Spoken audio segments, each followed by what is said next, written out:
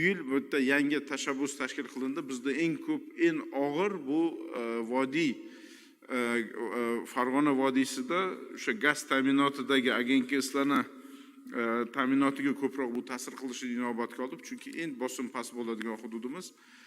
Ikkita yo'nalishda ish tashkil qildik. Birinchisi qo'shni davlatdagi mavjud tranzit trubadan foydalangan holda, yaqinroq masofadan ta'minlangan holda Havas Farg'ona liniyasidan foydalanib gaz ta'minlanyapti va ikkinchisi biz 150 ta ko'chma o'sha gaz quyish shoxobchalariga gaz ta'minlaydigan quyish shoxobchalarini olib keldik. Hozir 22-dekabrgacha o'sha Beshariqdagi gaz quyish shoxobchasi o'sha to'liq ishga tushadi.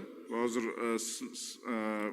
uskunalar, texnologik uskunalar, treylerlar, konteynerlar olib kelindi. Bu nimani ta'minlaydi? Bu agarda gaz zapravka o'chgan vaqtida biz o'sha quyish shoxobchasidan o'sha 150 ta передвижной agentliklarni to'ldirgan holda borib bevosita 10.000 kub metrgacha, 5.000 dan 10.000 kub metrgacha agentliklarga ulangan holda o'sha tarmoqda gaz bosimi yetarli bo'lmagan vaqtda ham shu tizimni ishlatish bo'yicha hozir ishga solyapmiz.